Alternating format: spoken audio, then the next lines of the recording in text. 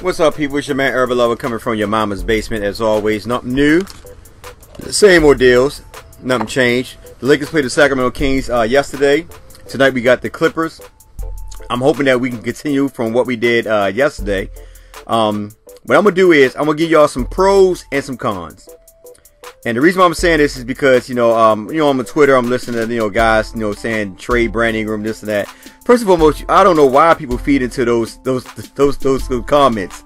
Y'all get all emotional when first of all, everybody has their own opinion. You gotta understand that. Some people feel a certain way about certain players. They probably been feeling like that. You know what I mean? But when they see situations like that, they're going to speak. So you can't get upset because somebody feel a certain way about an individual. Just because they say it doesn't mean that the Lakers front office is going to react on it. You know what I mean? I mean, if you focus on everybody's opinion on Twitter, you're going to go crazy. You might just go ahead and just stick with Donald Trump and help him build that wall. You know what I'm saying? But anyway, I don't want to get onto that. Donald Trump, my man. I know y'all might get mad, but hey, it is what it is. You know what I'm saying? But anyway, look, check this out. All right, what we're going to do is we're going to deal with the cons first. And I'm gonna try to make this video as short as possible. I know I'm not, but I'm gonna try. And I'm saying that because the game come on in a few hours. So I want y'all guys to be able to chime in the comment section, tell me what y'all think. All right, I'm gonna start with the cons first, and then I'm gonna hit y'all with the pros. All right, couple cons. Number one, Brandon Ingram should never be bringing that ball down. Kyle Kuzma should never be bringing the ball down. I know Lou Walton likes that when the ball come off the rim, grab the ball and push. You know what I'm saying? But we have to keep in mind, they wasn't running. They wasn't really pushing as much. A lot of times they were doing half-court set offense. The Lakers should have been pushing more. All right?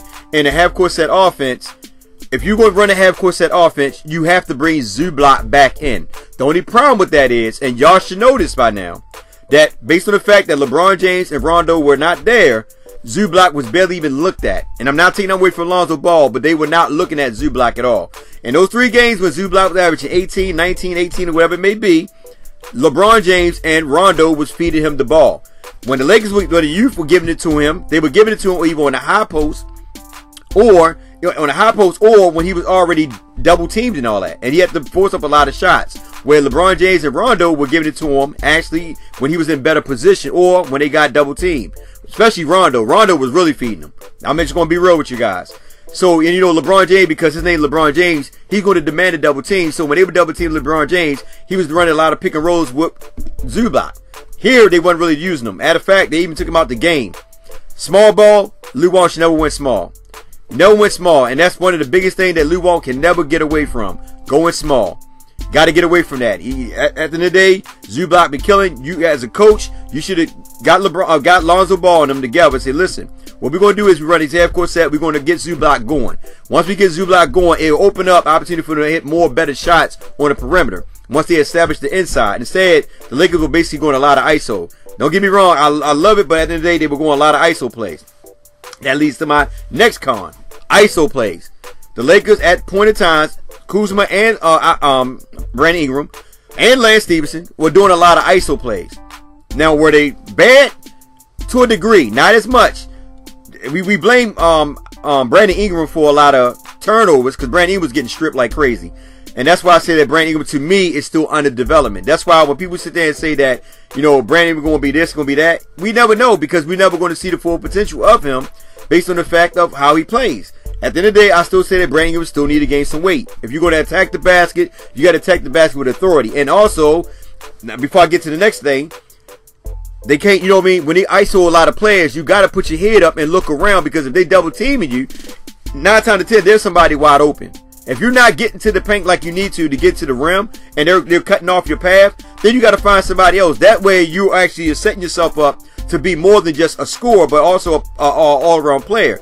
Kuzma in the last couple games have been doing that pretty good because if I'm not mistaken, I think he only averaged 5 assists in 5 games the whole season last year, where he already had, I think 10 or 15 games I think already where he's over 5 assists. So he's doing better because he's learned from his mentor, who is LeBron James. All right, so we go back to Lou Walton again. Lou Walton, like I said, the rotation was at times, at the beginning he did pretty good because when Brandon Ingram was messing up, he was quick to take Brandon Ingram out to replace him with Josh Hart. So that was cool. But as a coach, he should have said, listen, guys, let Lonzo Ball bring the ball down. If you see Lonzo Ball killing, if you see Lonzo Ball is creating, you see Lonzo Ball is doing a lot, then you tell them, give Lonzo Ball the ball. Let Lonzo Ball to bring the ball down, and y'all, you know, basically play off of Lonzo Ball. That's where Brandon Ingram got to get better at playing off the ball. He don't need the ball. I mean, put like this. Brandon Ingram have to get confidence in his jump shot. You know what I'm saying? Because they leaving him open, and he puts the ball on the floor to attack the basket. That leads me to my next thing. If you're going to attack the basket, you got to hit your free throws. At the end of the day, you got to hit your free throws. Right now, the Lakers are dead last in free throws as a team. I'm not putting no on Brandon Ingram, but Brandon Ingram and LeBron James, who are the main two contributors of going and attacking the basket, are the worst two at when it comes to hitting free throws. So you got to hit your free throw. That means that you have to take time off, not for the game, but take time off from your personal life and get in that gym and hit those free throws. Those free throws are crucial to winning these games. That's where we lost a lot of games. All right. So you look at that. You look at that scenario. All these right there. That's some of the scenario. I'm trying to think of something else that I did that I might have forgot. And that's about. I mean, that's the thing. Other than about them not really pushing the ball, they should have pushed more. And also, like I said, Zubac should have been in towards the last part of the fourth quarter. I know he liked to finish it off with Tyson Chandler or JaVale McGee, whoever had a hot hand. But here's the thing.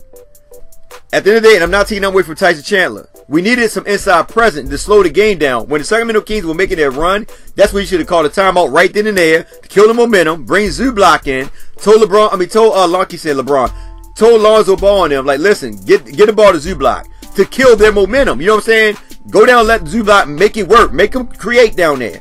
Let Zubac slow it down a little bit. You know what I mean? That way, Stein had to play him. You know what I'm saying? Eventually, Stein will get in foul trouble. You had to play him. You know what I'm saying? So you went to Zubac. Instead, we started shooting the threes. You know, we wasn't attacking the basket like we should have. But the whole thing is that you should have slowed. When you run them half-court sets, you should have brought Zubac in. But at the same time, as a coach, you should have been telling the players, get the ball to Zubac. That was one of the biggest things that I say, that they didn't utilize Zubac like they supposed to. He only played 20 minutes. Only had 8 points. They were 3 for 8. So they barely even went to him. You know what I mean? And he had Tyson Chandler there for 21 minutes. Then he went small a lot. Could never get away from the small ball. That's his Achilles heel. That small ball. This dude will not get away from the small ball.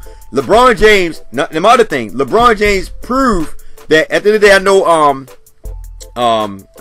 what is it, Roy and all them guys from I don't know what station that is. They said that Lou Walton did a good job coaching. At the beginning he did, but towards the end he choked just as much as the Lakers choked. Here's my other thing.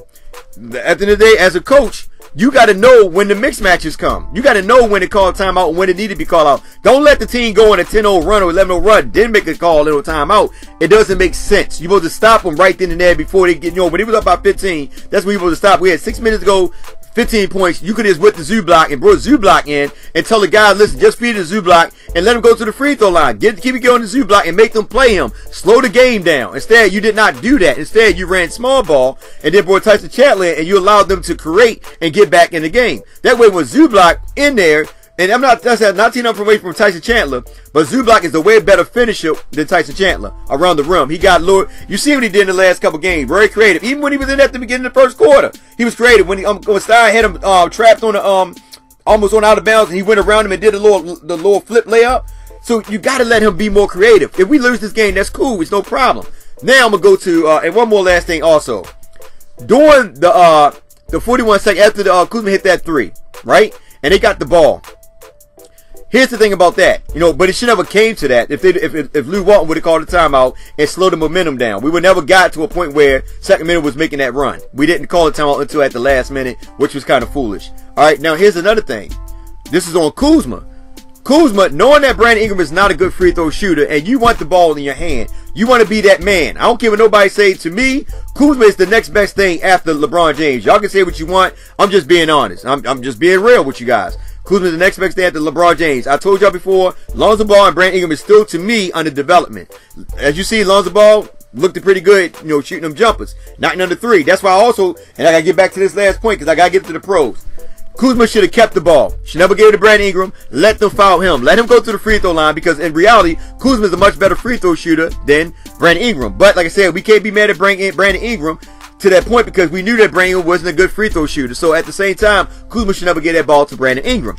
Now, another thing also. Now, I like the part that Lou Walton took Brandon Ingram out when he was making mistakes. But once again, Lonzo Ball should have had the ball. Brandon Ingram should not have had the ball majority of them times. He turned the ball over out of what, like 5 or 6 times? Out of 5 or 6 times, he was stripped like 3 times.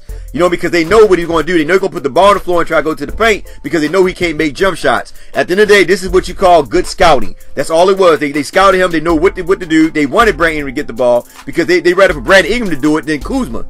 Simple put, all right? So, Lonzo Ball, like I said, another thing is you left Lonzo Ball out too long.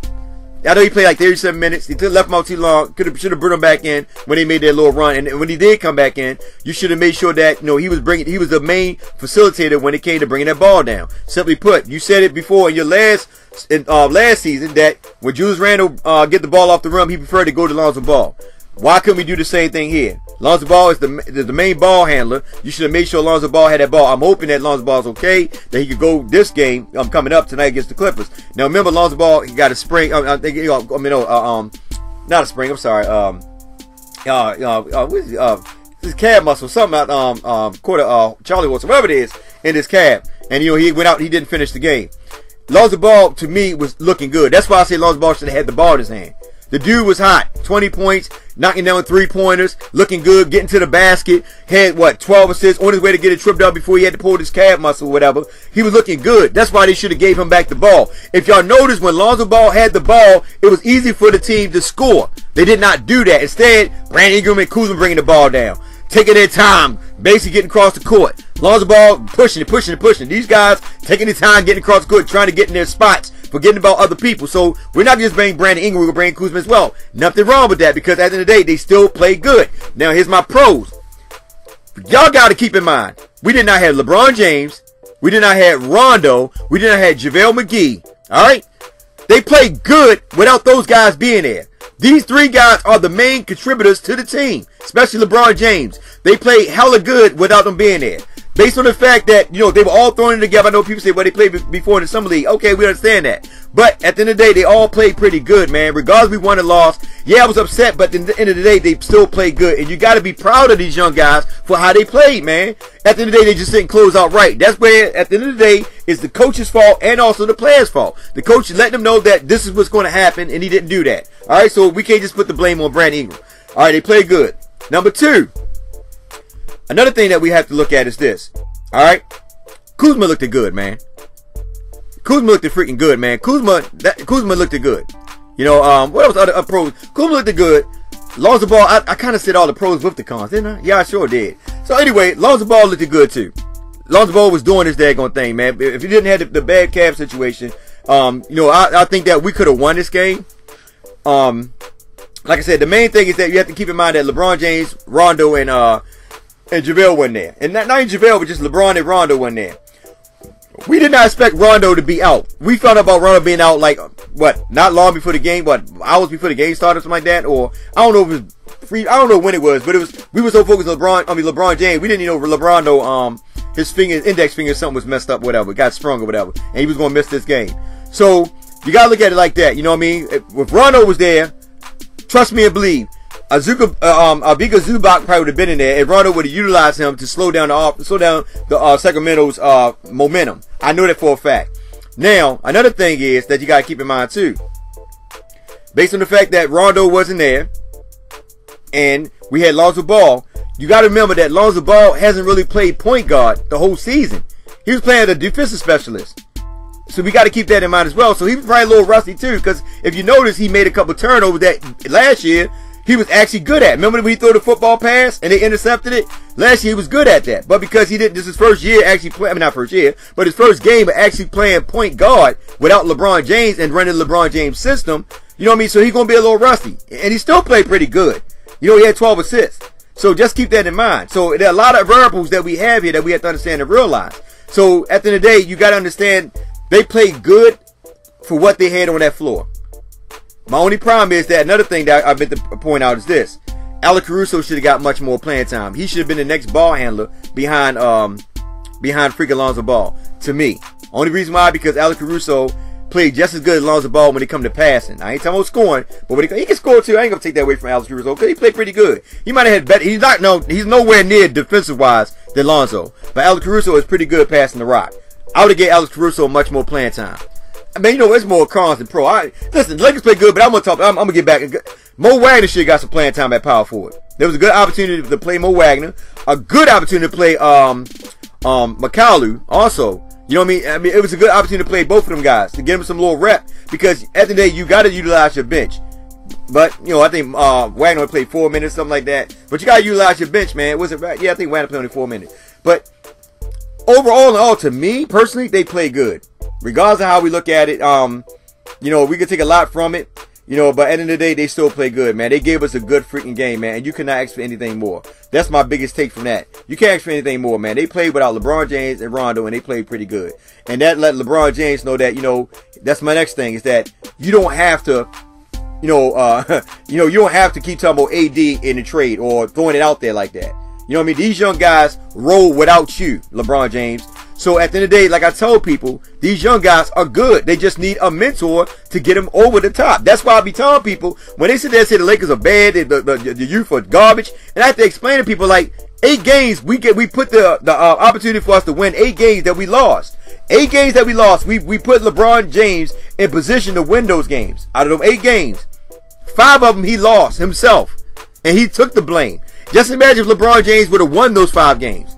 What would the Lakers record be right now? We would have been hit 20 wins. But see, fans who don't really pay attention to these things, because they're just coming in, and also like media and everybody else who don't really watch the Lakers until LeBron James got in the team, don't really know nothing about our young players. I've been saying our young players are good. It's just that you got to take time to really develop them. I mean, take time to really basically develop them. Develop them. My gosh, man. I can't wait till I get over this freaking surgery. And I'm still with how urban it is. It don't really matter. But anyway, you know, once LeBron, and I'm hoping that LeBron James seen that game to see how good they played. Lonzo Ball played hell of a defense. They played defense when they wanted to, man. But like I said, at the end of the day, you can't just put all the blame on Brandon Ingram. We should never got to the point where we let Sacramento go on that run. That's where your coach is at fault as well, because of the rotation. You know what I'm saying? You should have called time, like I said, and brought Zubac in. So you can't blame anything on Brandon Ingram. To me, Brandon Ingram still had a good game for, you know, for his value worth at this point, because he's still in development. So I'm not mad at him. But here's another thing. At the end of the day, during that last couple minutes, Kuzma should have had the ball. Kuzma, Lonzo Ball. That's how I look at it. Kuzma was hot. She kept feeding him. That's why Lonzo Ball should have had the ball given to Kuzma. But when Lonzo Ball got, you know, had his spring, I'd have brought probably Caruso in. I would have brought Caruso in and let Caruso bring the ball down and just continue on. But my whole game plan would have been wrapped around Zubac. I'm just being honest with you. Zubac been having a good game these last 3 games. I'd have brought Zubac in and kept feeding off the big dog. I mean, seriously, you got to ride what's hot. And that's where Luke Walton failed at. He did not bring Zubac back in when he was needed. So anyway, that's my take on it. I know it's more cons than pro, but I threw pros in there with the cons, because sometimes when you talk, you get so hyped up. You know, you basically battling yourself when you're talking, because you know you're talking con and you got the pros mixed in with the con. Because like you basically you know, when somebody's talking, I'm talking to myself as well. Because like, wait a minute, hold up, we saying this, but this happened here. But anyway, it's your man, Ever Lover. Like, share, subscribe, get in the comment section. We got the Clippers tonight. I hope we get that win tonight, man. Clippers are freaking hot, man. I'm telling you, man, the West is wide open, man. It ain't just Golden State no more, man. And they have their own problems anyway. So, right now, it's every man for himself, man. The Lakers right now, even with this loss, they like, what, 3 games, I think, out of first place, and 3 games in the 10th spot. I mean, going down, too. Because everybody's right there. You know what I mean? So, we got to win. We got to win games, man, to stay in contention. But, you know, it's all good because, you know, teams are still winning and losing as well. So, we stand right there in the 4th spot. I don't know where we're at right now. But in the 4th spot, we got to get the Clippers tonight, man. We got to make sure that the Clippers know that we big brother and they little brother. And big brother got to smack little brother around. Anyway, y'all take care. I'll see y'all on Twitter tonight for those that jump on.